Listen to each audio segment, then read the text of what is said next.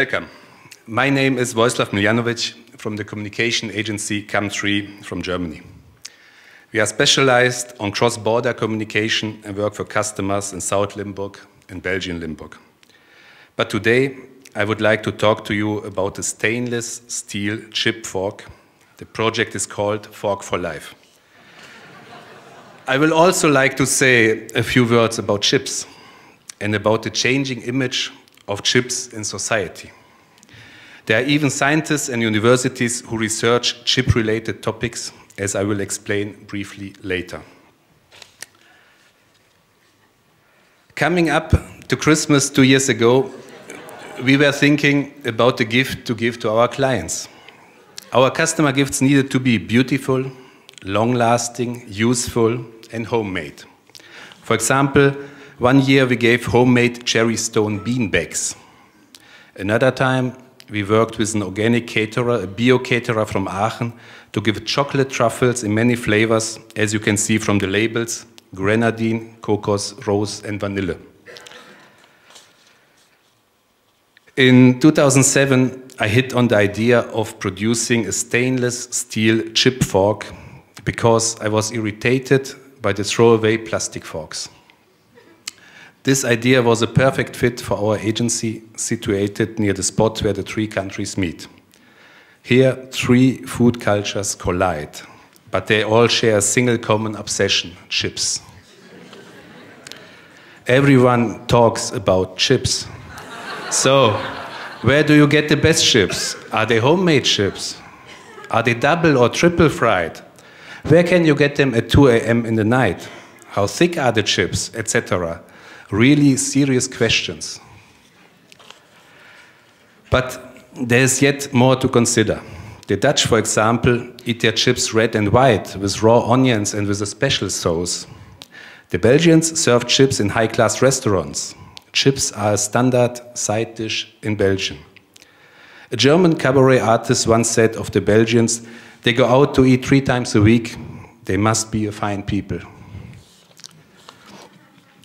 The Belgians are probably also the inventors of chips. When the rivers froze over in the Middle Ages, they apparently carved potatoes into fish shapes and fried them. In Belgium, chips are fried twice. This makes them lovely and crunchy. In England, in contrast, chips are served alongside spaghetti dishes and lasagna. Pictured is the infamous chip pizza. The French, of course, insist that they invented chips. And Belgians are French, they just speak the language with an amusing dialect. So it could even be true too. The fork idea is perfect for the 3-country region. The best of each country: German technology, Dutch entrepreneurship, Belgian cuisine. It works, has worldwide appeal, and is fun. We brainstormed, we sketched, and we made many prototypes. That resulted in a laser-cut chip fork in 0.8 millimeters thick sheet made from spring-grade stainless steel, wear and bend resistant. A pickling process gets rid of any sharp burrs, then the steel is brushed to give an even finish. From the first batch of 100, the fork took on a life of its own. They ended up, for example, in the gift shop of the Red Dot Design Museum in Essen.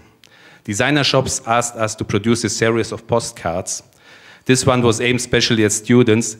We had to increase our orders to batches of 500. We are currently talking to Villeroy and Boch, who have this porcelain chip dish in their range. Chips are now gourmet food. There are new shops where chips are offered with champagne.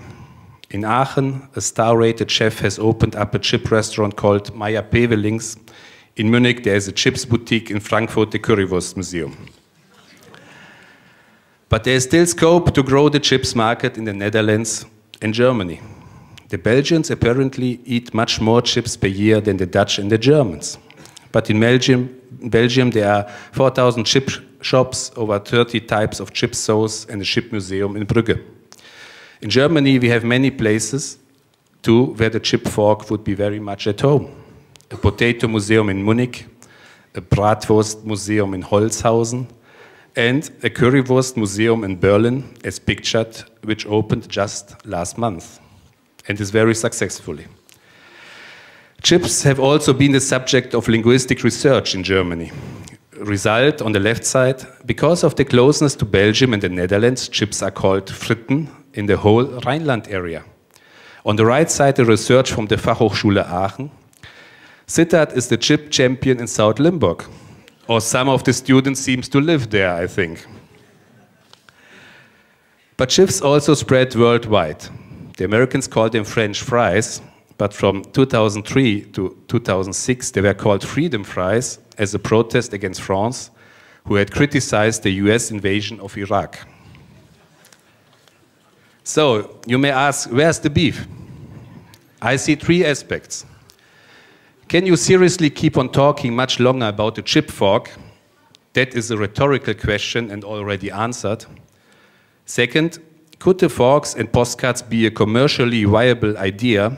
We are testing this right now. The third aspect has to do with the concept of the wisdom of crowds. I'm a huge fan of the Wikipedia concept. I believe in the wisdom of the masses. In relation to the chip fork, this means that new ideas are constantly emerging from others, promoting the fork idea further and lifting it to a new meta level. So, I hope that as I close this talk here, or at a later date, ideas will come in from you, the public, about where we should go with the chip fork and postcards. I look forward to hearing from you. I thank you for your attention, and many thanks to the Pecha Kucha team.